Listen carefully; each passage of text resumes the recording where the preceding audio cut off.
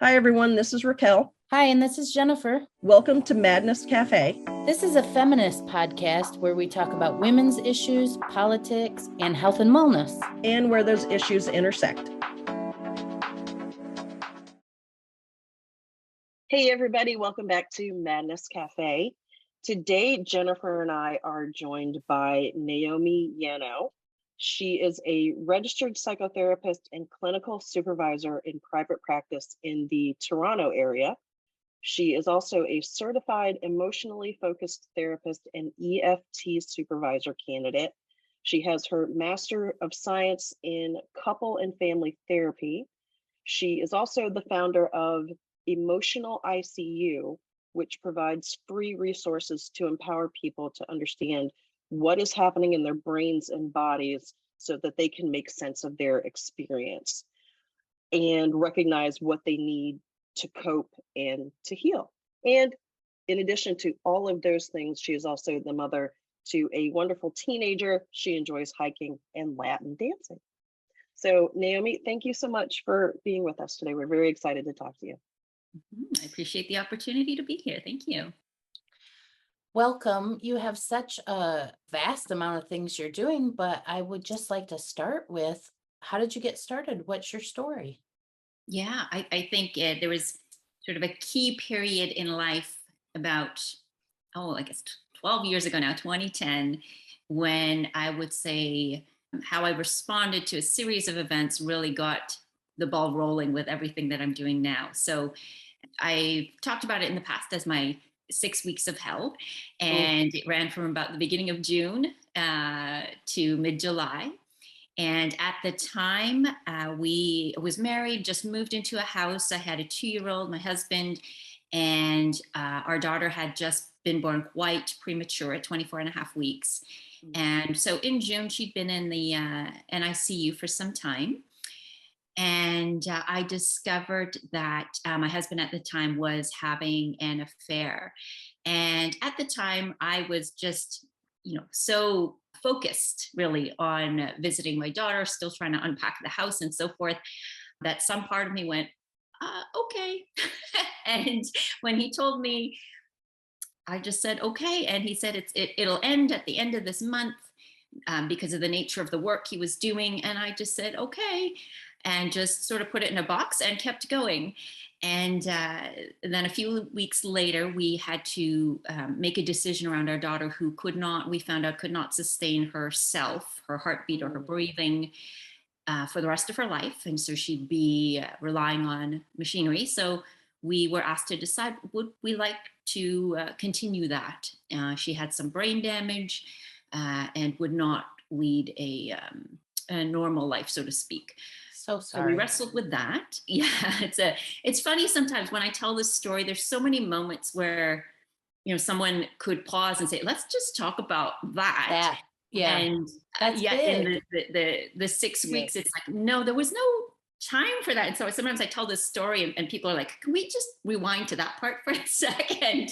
So thank you. I appreciate that because there is, that in and of itself is a difficult moment when I look back. So didn't have time to feel that at the time. And so the next thing that happened was I thought the affair was over and okay, a little bit of relief there. I decided to bring our daughter home, take her off the equipment and just allow her to pass at home. And we thought she'd die in about 24 hours just because of the nature of her challenges. And she ended up living and dying back and forth for about 4 days, coming and going. Oh my gosh. And then during that time, I found an email on the computer that indicated the affair was continuing. So again, I can't deal with this right now. I'm going to put it back in the box. Right. Yeah. Another moment of, okay, wait, what was that like? Put it in the box. Eventually she passed. At that point, grieving and realizing in the back of my head, this affair is still continuing. And so a week later, I finally got to the point I couldn't hold both in my awareness. Asked my husband, could you just decide whether you're in or not? We could at least figure this out, go to therapy, something, or just go because I can't know this and keep going like this. So he decided to leave. So a week after she passed, he packed up his suitcase, said, "I love you, but I can't be with you." And off he went. And so that was the 6 week mark. And so just that changed everything for me, really. Just everything was different from that moment on, trying to make sense of it, trying to cope with it, trying to figure out how to move forward, try to make meaning, I think, really out of all of that. So that's my story in a nutshell. And that's what my response to that really is, how I've lived my life for the last 10, 12 years. Well, the really big question is, how do you move on from that? Yeah. Yeah. And if you were to ask me at the time, immediately after it happened, I would have said either like, I don't know, or I can't.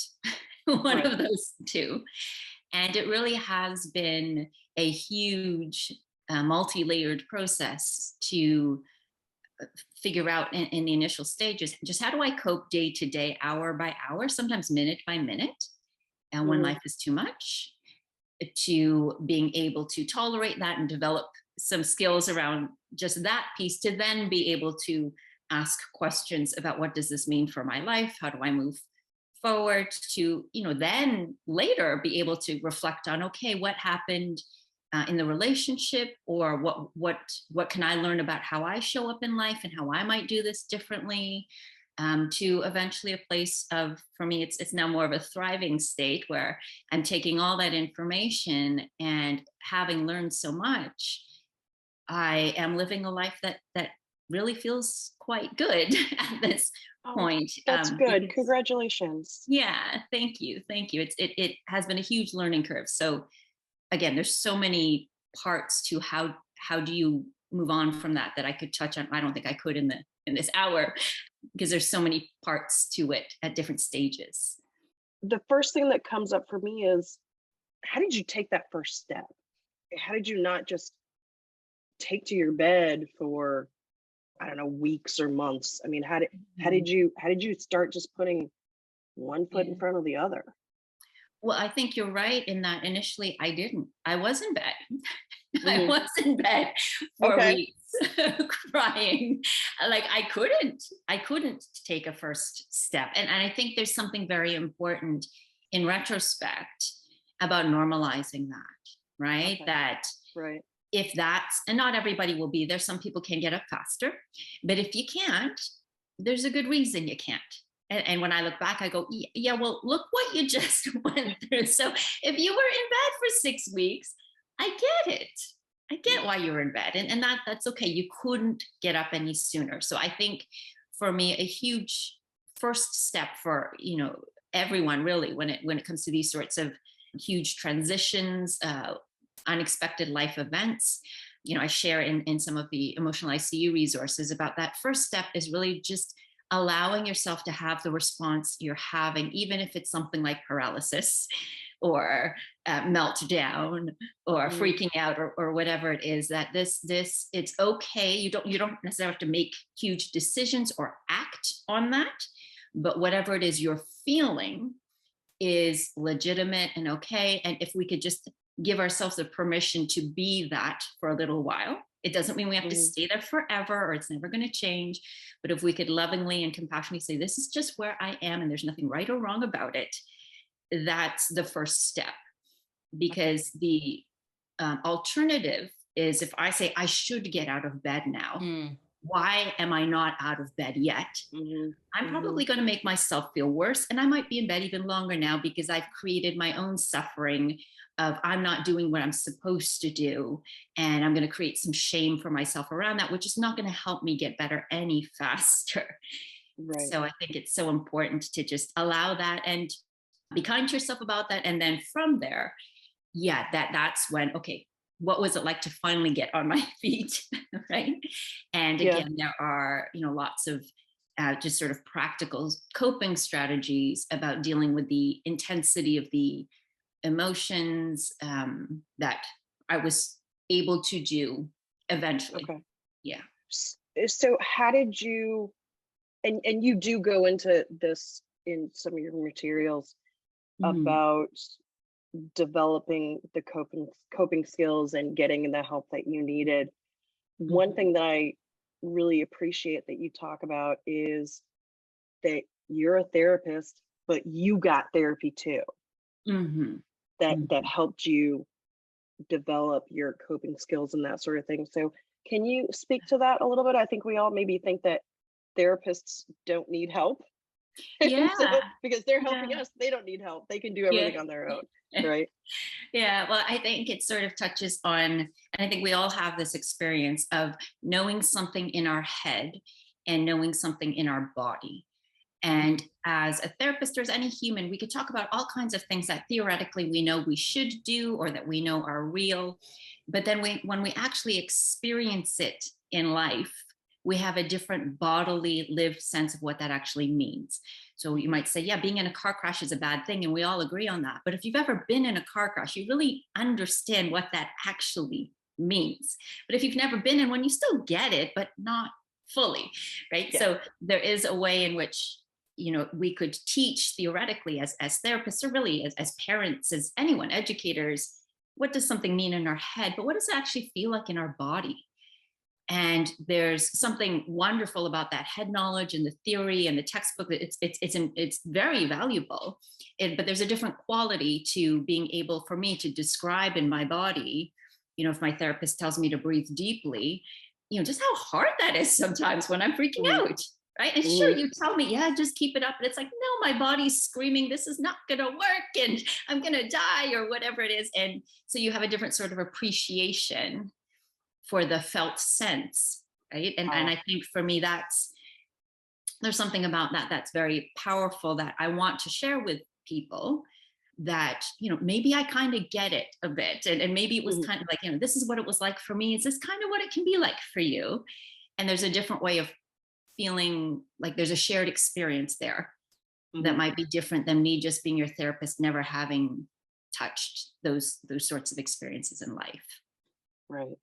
Right. I want to take a big jump. You told us your story, and then you said that now you're living a life that feels good to you. What's your Mhm. life like now? What are you doing? Yeah. So I'm working as a therapist still. I think for me, it's not so much I mean, part of it is day to day activities, Hmm. but a lot of it is how I feel in my body. Mm. And I think one of the most powerful, more recent things that I've experienced, and there's a lot of talk about this more these days than there has been historically, about attachment theory, attachment styles, and things Yeah. like that. And I think a huge shift for me that I recognize is, what my attachment styles were throughout my lifespan. And I think I was avoidantly attached for a long period. Emotions were not something I ever touched or wanted to go near. And then around the time of the infidelity and my discovery, I was supremely anxiously attached. I had to do everything to get my partner back, even though my Mhm. head and people would say, move on, you don't deserve that. But my body said, no, he must acknowledge me and see me and make me valuable again, despite what Oh, Mhm. my rational yeah. brain says. Hmm. Right. And we Mhm. hear this all the time from clients, from friends. I keep going after the emotionally unavailable men and I can't help it. Right. I Yes. know I should Mhm. stop, but I can't help it. So for me, it's about being, and in that sense, through my own therapy, a huge shift has been what it actually feels like in my body to have this, what we call an earned secure attachment, where I can see patterns changing, right? Where, okay, maybe I used to, if this guy, showed up this way and wasn't interested, I would chase and chase and chase because I had to. Mhm. And noticing like my body actually responds differently. Like I see that happen. I'm like, no, I'm not interested. And my body feels different. And I have that sense of security and safety. And I'm not alone in this world. And I actually am worthy. And that for me is like a priceless peacefulness, right? It's Mhm. really, my nervous system is calm now when perhaps it wasn't for most of my life. Mhm. And that way of being in the world for me is it's how I can thrive, right? When I feel safe, when I feel secure, I can go out and do things and have adventures and come back and feel at ease again. So that's for me the biggest piece, I think. Yeah. So that's what thriving feels like for you. Mhm. Yes. That's so huge for me because one of the things that I struggled with for a long time was how to go from just surviving to thriving. Mhm. And I kind of knew in my heart maybe what that meant, but I couldn't quite put it into words for Yeah. people. And I certainly wasn't sure how to get there, you know? Right. Yeah. Yeah. So can you talk a little bit about that? How can somebody, what can they do to go from surviving to thriving? Yeah. So I think there's like a few different things I want to say at the same time. One I'll just kind of note, which is we often understandably focus on, behaviors and what things look like. And we Mhm. might notice that the exact same behavior might land differently or feel differently depending on what our motivation is, right? So if I go back to the example of, maybe when I was really anxious, I would be chasing this guy and I might tell myself, don't text him now. So the Mm, behavior is I'm not texting him. And on the yeah. outside, whether that's me, 10 years ago or me now, it looks the same. But my body feels different if I'm just holding back, not texting him, or if I actually Mm, really don't care and I'm not going to text him. So the behavior is one thing, but how we feel about the behavior, I think, is really important. Because when we go back to this question of moving from surviving to thriving, it's not about what my behaviors actually are, but it's about, for me, how is my nervous system right now? Am I actually in survival mode? Am I okay. freaking out? Am I scared? I might have a luxurious life and lots of people around me and lots of food. But if my nervous system is screaming, danger, you're not okay yet, there's some kind of threat, I'm still in survival mode, even though my life Mm, might look quite peaceful and nice. And so for me, to be able to move from survive to thrive is to really actually feel safe in your own body mm, internally. Doesn't matter what's happening around you, but does my body actually feel like I can rest and that I've got a home base or somewhere safe to go or people that love me and care about me at the end of the day? And if I have that, right, mhm. and this is almost like Maslow's hierarchy or something like that, like if I Right. have that place of peace, then it's so much easier to go and learn and enjoy and play. And it's almost like that secure attachment for Mm, infants, right, that we'll notice if a child is securely attached to the parent, if they know mom or dad or whoever's going to be there, and they're out on the playground, they will run off and mm, play because they know they can come back. Then they know when they turn around, that caregiver is going to be there. When you don't have that secure attachment, you're going to wander a little bit. You're going to keep looking back. You're not actually free to run because you don't mm. know if you're going to turn around and that person's going to be gone and you're going to be lost, right? So the more that we have that security, that actually the easier it is to go and explore the world, the more we have the opportunity to thrive because we're not worried about if we're going to be okay. Wow. You mentioned this in regards to parenting. Were you, when you were going through all of this, were you reparenting yourself? That would be a great way of describing it, I would say. That's a very sort of, I guess, specific term. So I would say it does apply here in some sense. Hmm. And it really is the way I would describe it. And this comes from two main bodies of therapy or modalities. So people are interested in how did I do that? What kind of therapy did I go to? Right? Yeah. It's emotionally focused therapy is the one that I practice and use. The other one is AEDP. Oh, I think I might mess this one up. Accelerated experiential dynamic psychotherapy. I think it is. Don't quote me. I always get the acronym wrong. But what these two models really do is this reparenting, as you're referring to, Jennifer, where it's like we go back to some of these moments where I called out and nobody came. Yeah. Mm, But this time I call out and somebody comes, right? This time I go back to that feeling in my body of the terror and the lack of safety.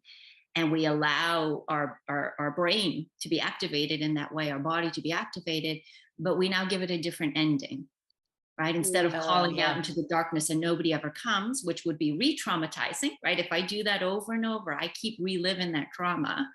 But if my therapist and whatever safe others I create in my mind or in my life in my mind come and get me and respond to me, we now are rewiring that brain and that response in our body to feel like, I'm going to be okay. And we practice it, and we really hardwire it in there, but we start to calm down and learn, I'm not alone. Somebody can be here with me. And it really is, these kinds of therapy are experiential. It's not head knowledge, right? We allow our body to feel that with a safe other, and we process it together. Mm-hmm. Because sometimes I never had somebody there to do that with me. So if someone comes to you, you're their therapist, and they're in crisis, how do you get started with them? Yeah. So what preface here, I'm not a crisis counselor, so this is Sure. not my area of expertise. However, in those sorts of moments, and I speak partially from the therapeutic lens and partially from my own experience, when you are in crisis mode, again, we are more likely in that high state of arousal.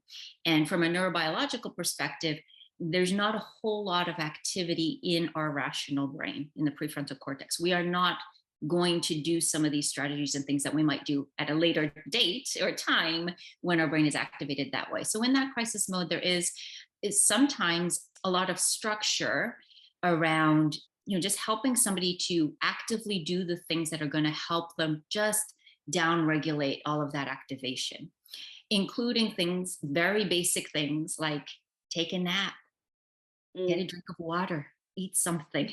Because when we're in that state, sometimes we're not even doing those basic sorts of things. So it includes just sort of that physical safety, well-being, and then anything that's going to help to soothe and calm your body. So a first intervention that we often do is around breathing, just slowing that breathing down. Because when we're in crisis mode, often our heart is racing, our palms are sweating, and our nervous system is really highly aroused. And we just want to interrupt that and slow it down. And we can't tell I can't tell my heart slow down, but if I slow down my breath, my heart will follow and slow down. And so we want to do different things that are just going to calm us down. So there's also, grounding exercises, mindful grounding.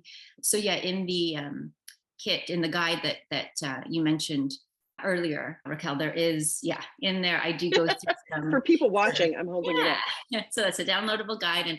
And one of the first sections there are about, how do I interrupt these really intense emotional states so that I can just calm down just a tad, and then maybe do some other strategies that are going to help me longer term. But in that crisis state, as you're asking about, Jennifer, they're really, sometimes we really do need to reach out because we can't do it ourselves. So, calling crisis lines sometimes to get somebody else to help us remember what we got to do right now is not a bad way to go when we can't think straight. Having other people that are going to intervene in those moments because we are so activated can be a huge thing too. So basically having somebody or something interrupt that cycle that's going on. It's sort of the panic cycle. Right. Yeah. So that could be another person, whether we're calling somebody or somebody else coming in. It could be, at times, if we plan this ahead of time, we might have little sticky notes or reminders, right? Or sometimes I have clients, who maybe they've got a piece of jewelry and it's like, okay, can I touch this and remember, okay, I got to breathe now? Or can I use this to mindfully ground myself, to bring myself back to the present moment? And some of these techniques, they apply not only in that crisis mode, but sometimes for myself, I had flashbacks, right? Similar to PTSD. And again, your brain and your body goes back in time as if you are right back there. And some of these strategies, again, we use for dealing with flashbacks as part of my guide. And it's available just to the public I have a YouTube channel. I'm starting to put some guided meditations and exercises on there. So if you don't know what mindful grounding is, I guide you through an example of that on the YouTube channel. So you could, practice it. Again, I'm all about being experiential. I'm not just going to tell you how to do it. Sit with me. Let's do it together. How does your body feel when you try it? And your body might go, I don't like this, or it's not going to work, or it's doing nothing for me. And that's okay. I want to notice that, because chances are it's something you've maybe never done before. So that's why your body's going, yeah, I don't trust this Right. to do anything. Yeah.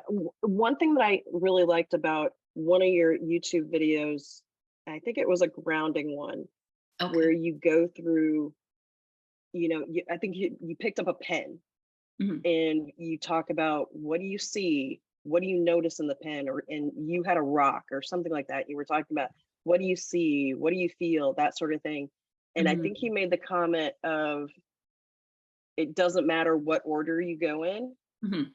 which for me was really comforting because I've thought of that sort of exercise before. Mhm. And I'm always like, well, what if I get the order wrong? Yeah. What if I don't do it the right way? Am I gonna hurt something? Is it not gonna help? And so I Yeah. get into that whole thing of, okay, yeah, this doesn't, and for you to say it doesn't matter what order you go in, it's okay. Yeah. Yeah. Sometimes that's such a powerful thing, I think, to just know that we're not doing it wrong. Hmm. I mean, Hmm. I think that's such a huge source of mental anguish, actually, when we tell ourselves, I'm doing it wrong, or I'm not normal, or I'm not okay in some way. Like, we create Hmm. all kinds of pain Hmm. in just that little belief, right? Yeah. Or I should be doing this better. Yeah. Yes. Mhm. Absolutely. If someone were to get your guide and go through it, what would be the benefit for them? Yeah. So I am, in a nutshell, and this is a short guide, and it's going to be very different in my book. What I'm trying to do is just outline, in a way that I hope gives people hope, that there Mhm. is actually a science and a roadmap to what, as a therapist, I do with my clients that takes them from trauma to recovery. It's not random. I'm not poking around trying different things and throwing spaghetti at the wall to see what sticks. No, I'm actually very, very intentional about everything I do the whole way. And I know for myself, when I understand why, I feel more empowered. Mm. And maybe I'm just projecting onto people, but I'm like, well, maybe other people might feel that way too. But so I want to share, like, I want to be transparent about how I understand the brain works, and what I do as a therapist, because I did the same thing with myself and my therapist, and it worked. And so I want people to understand what I'm doing, why I'm doing it, and what the outcome can be. So it's not this mysterious thing, because I think sometimes people will say, this event happened, and I'm way better, and I'm great. And we ask them, well, what happened? Like, well, I don't know, but it's just better now. And I'm like, well, I can tell you what happened. I can go back, we'll talk about it, and I will help you see what exactly it was that shifted and why that made a difference. Because Mhm. I'm not saying that we can't heal without this knowledge. Of course, people do it all the time. But for people that are lost or want to understand, is there actually some clarity here? I want to say, yes, there is. There are things we know that work, and this is why, and this is how you can do that. That guide doesn't give you the whole process, in a sense that it's not therapy, right? Mhm. But it sort of outlines in steps what those pieces are, and how you can start moving towards those changes, and where to go to get help around some Mhm. pieces of it too. Now, there's one part about your practice that I'm really interested in, and I hope you can give us a little more clarity around it. But you say that you do emotionally focused therapy. Can Mhm. you can you give us a little more information about that? Yeah, I will try. There is an international center for Okay. EFT, and there's a lot of research in literature around EFT. So please please look at that, because I'm not an academic. But emotionally focused therapy, the model that I used was developed by Sue Johnson. She, in the last couple of years, she received the Order of Canada in recognition for her contribution. And there's a lot of research around particularly couple therapy in EFT. Mm. It's a highly successful model. But what it really looks like, and It's hard to explain without restating the name. It's emotionally focused. So we focus on emotions, right? Mhm. What that means, though, is we do privilege what the body is experiencing as valid and important information. And this goes back to what I was saying earlier about how sometimes I know what to do, but I can't actually do it. Right. Mhm. And so we want to make space for these illogical, irrational parts that we might not like sometimes, right? But are very real, that are, for myself, convinced that if my husband doesn't take me back, I'm worthless.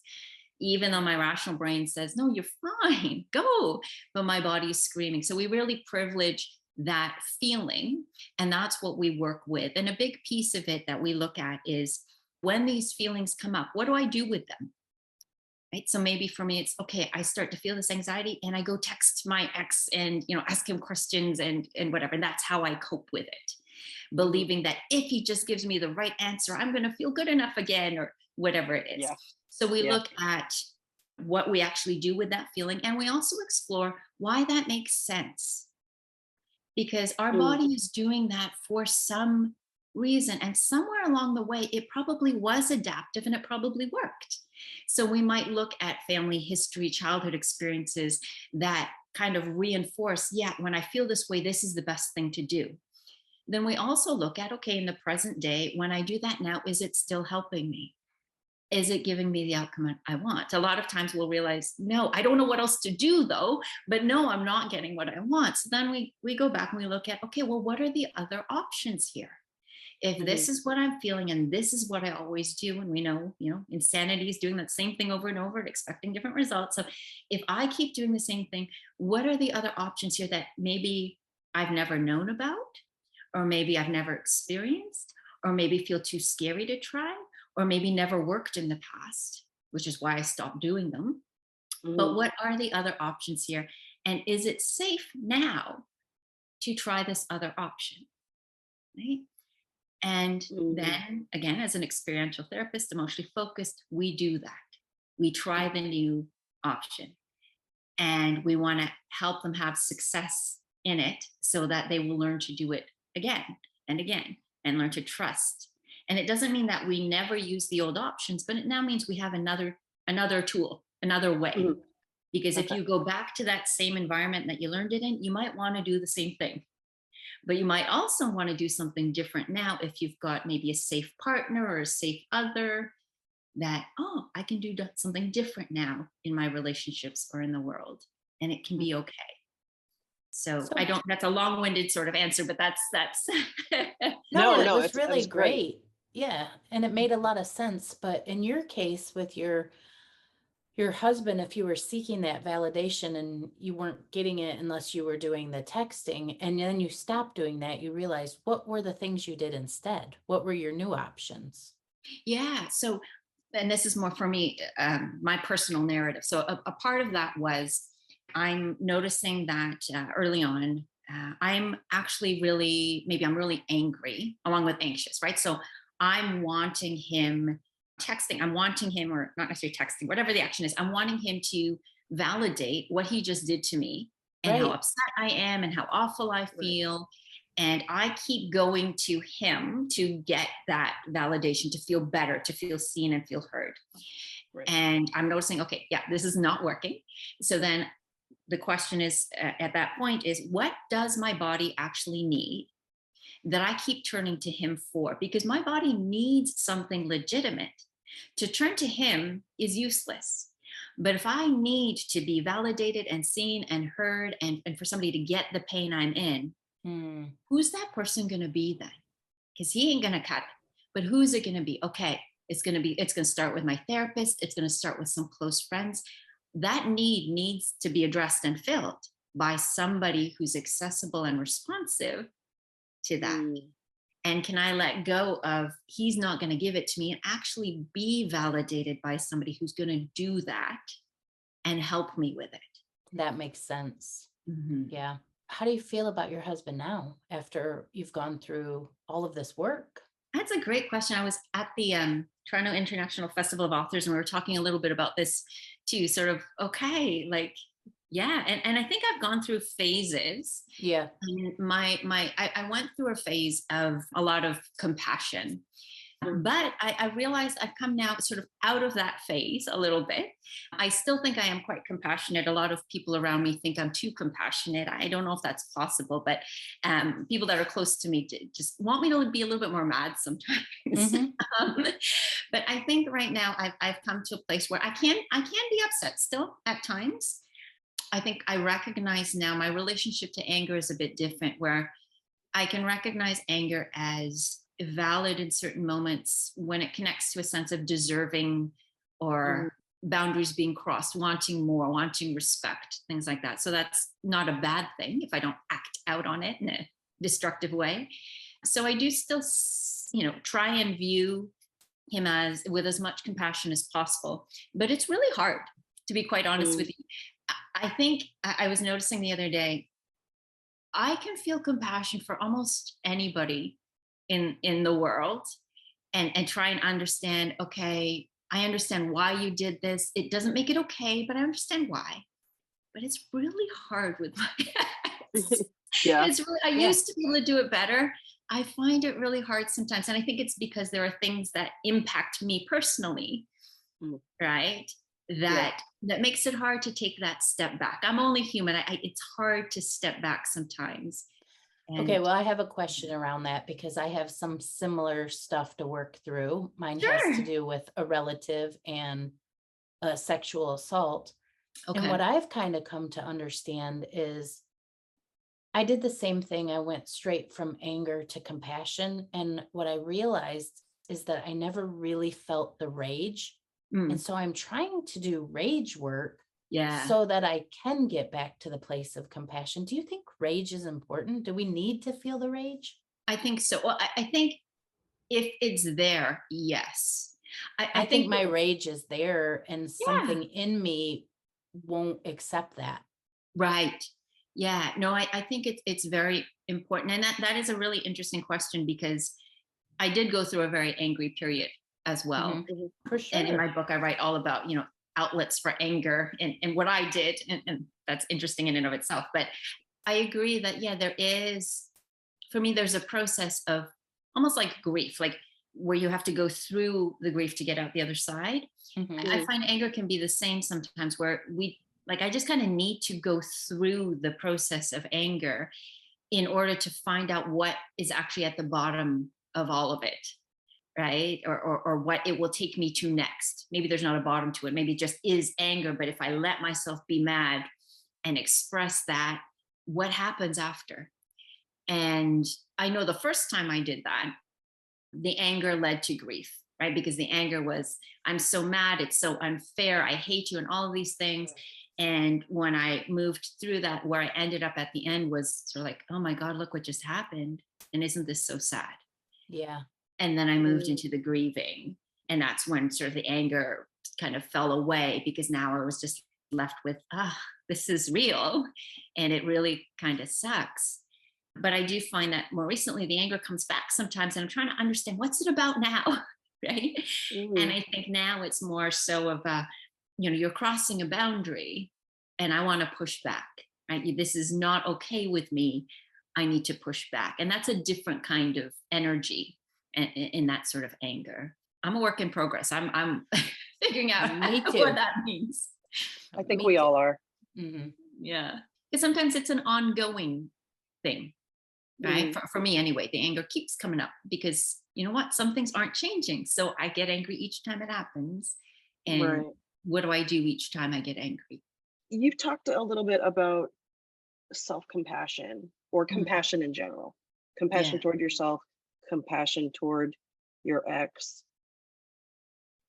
It sounds like maybe compassion would come in understanding your anger.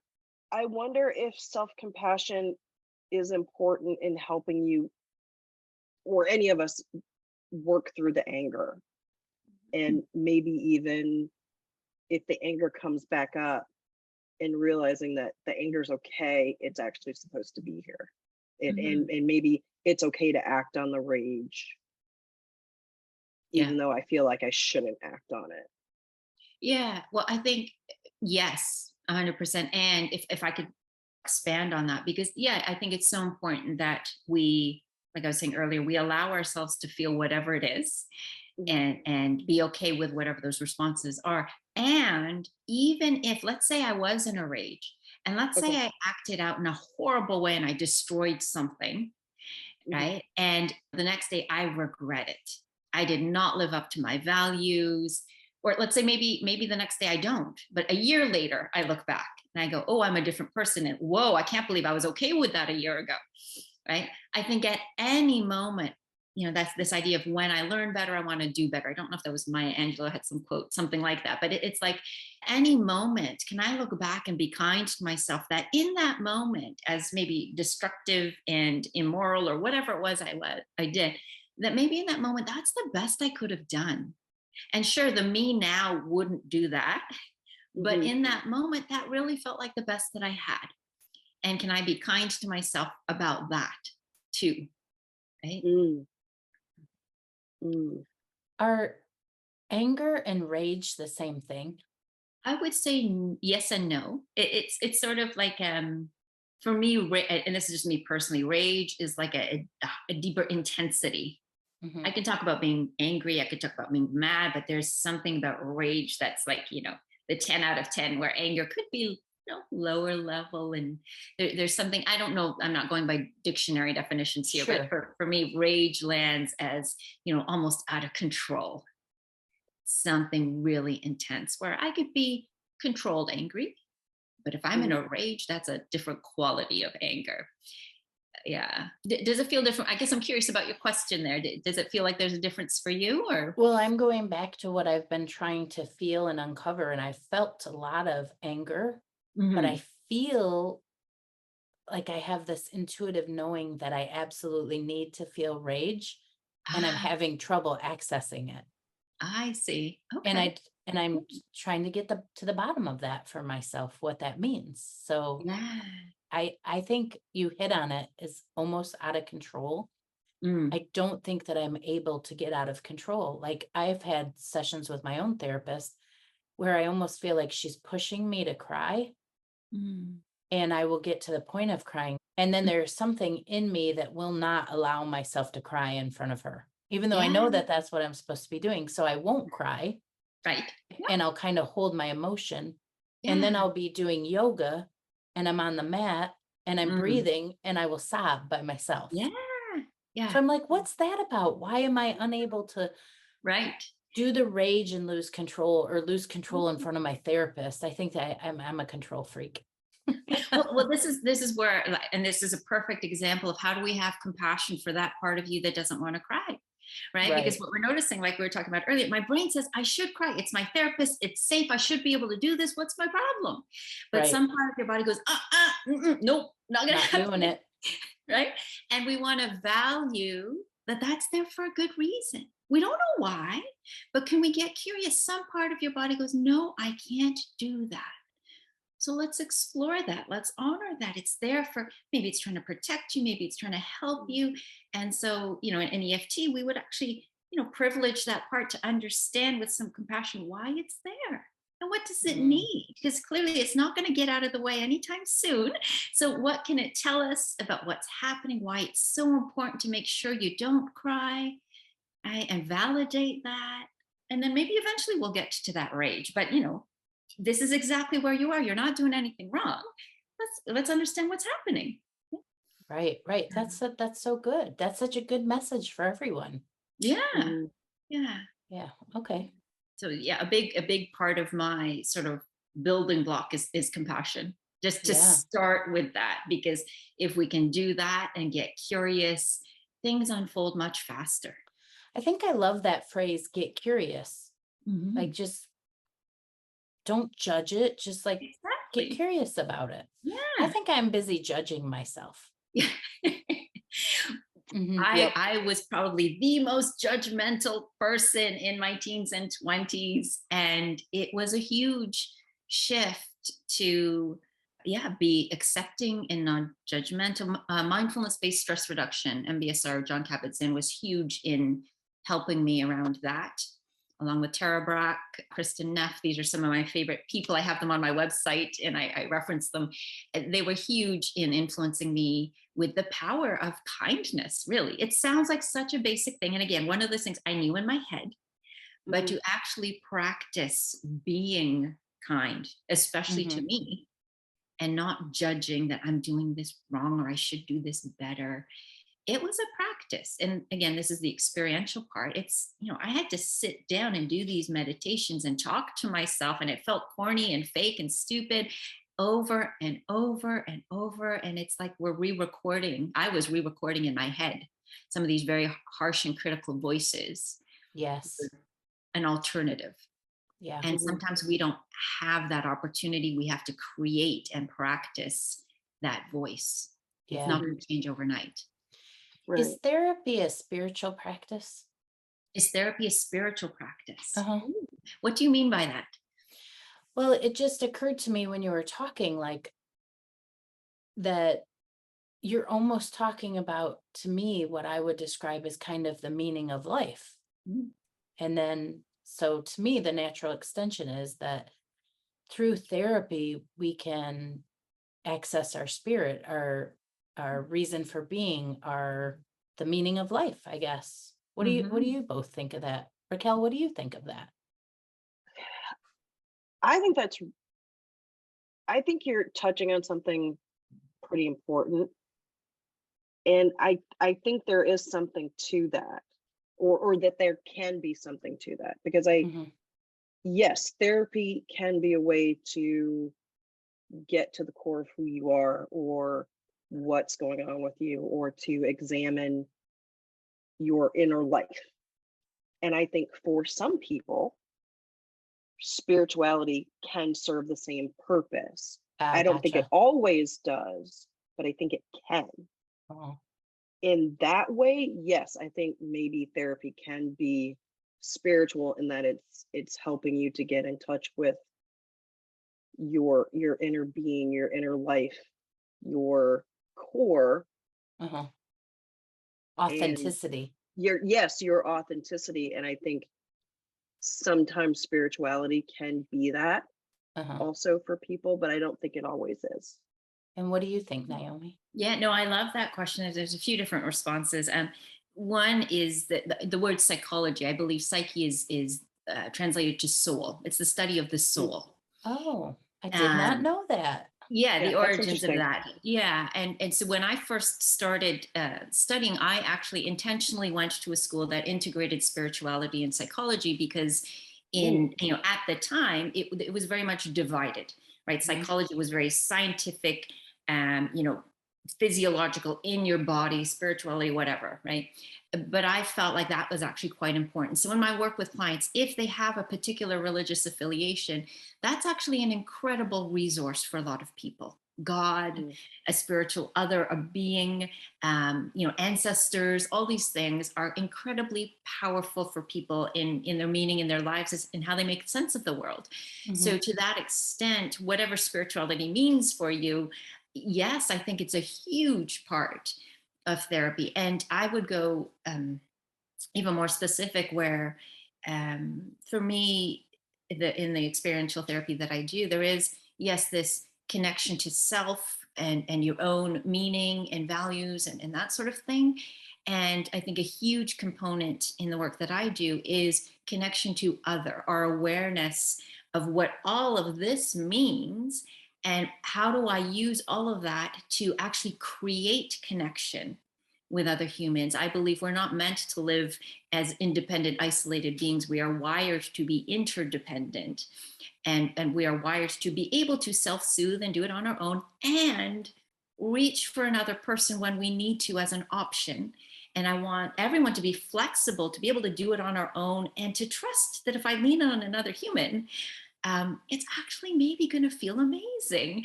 And so part of health and well-being is I think for me, the experience of being in community. mm, And what is the experience like when another person actually gets you and Wow. sees you and knows you. Because I think at the end of the day, that's kind of the magic of being human, is that we are in this together and we are not alone, and other people are with us, and we actually notice that other people are with us. So to that extent, it's not just me, it's the community. And I would dare say our connection to the earth and the planet too. And we know the impact of being in nature and the psychological benefits. And I think there is value there. Perhaps indigenous communities can tell us more about that, but our connection to the earth that benefits our well-being and our, humanity. So for me, therapy really, it touches all of those things. And when we can touch all of those things, again, I think we go back to thriving. Wow. Wow. Mm-hmm. I feel like we need to pay you because we just got a therapy session. Yeah, agreed. So checks in the mail. My pleasure. If this felt helpful, that would really just fill me up with joy if something here felt useful to you. So. Oh my God, pretty much everything that you've said has felt helpful. And I want to touch on something that's in your emotional ICU recovery guide. Again, for those watching, it's right here. And I think this is a good place to put this. You say, I didn't go back to normal. I arrived somewhere even better. Mm-hmm. Yeah. Yeah. Can you just speak to that a little bit? Because I think, yeah. And I know I said it myself, and I've heard other people say it. Something bad happens, even with the pandemic, everybody's saying, I just want things to go back to normal. I just want my life back. I want things to go back to normal. Yeah. But yeah, maybe normal wasn't the best place for us to be. Maybe we can go somewhere even better. Yeah. I had a conversation with a few different people around the word normal recently. Mm-hmm. And normal really is just what we know. Mm-hmm. Normal does not mean healthy. Normal is just what we're used to. And so we want to go back to normal because it's comforting. We know what to expect. It's predictable. It's familiar, but sometimes what's familiar isn't necessarily what we actually like. I mean, sometimes it is and great, but sometimes it's not. And so we don't want to equate normal with healthy. They might coincide, they might not. A lot of people say, I just want to go back to normal because that's all they know. And it makes sense because I didn't know any different. So I could have just gone back to normal. Mm-hmm. But I think, and again, this for me is what I want to help people recognize, is there's lots of options out there. And sometimes we just don't know what they are. And it's not our fault. We've never experienced them. Nobody's ever shown them to us. But can we question, back to curiosity, right, Jennifer? Can we be curious? Is there something else here that I don't know about that I actually want for myself? Right? To dream and wonder. And because I didn't know what I didn't know until I started to experience new things. And now I'm like, whoa, I wish I'd known this back then. I didn't know back then, but now I do. And so I want everyone else to know what the options are too. So do curiosity and compassion go together? I think so. Yeah. They go nicely together. Yeah. Yeah. Was there anything that you wanted to tell our audience that we haven't asked you about? Oh, yeah. Do you have another 4 hours or so? Or Sure. We can have you back. We can have you talk all day long. There's so much. No, this was a wonderful chance to, share bits and pieces. Right. Sure. And I think for all of us, we've all got huge stories that could take, hours or a lifetime to share. I think I'm probably like nobody else like everybody else in that way. But that for me is why, I'm constantly putting out material on my websites, just writing little articles to share little tidbits of, some of the things I've talked about today. That's why I'm working on that book. I want to sort of put it all together in a more cohesive sort of format.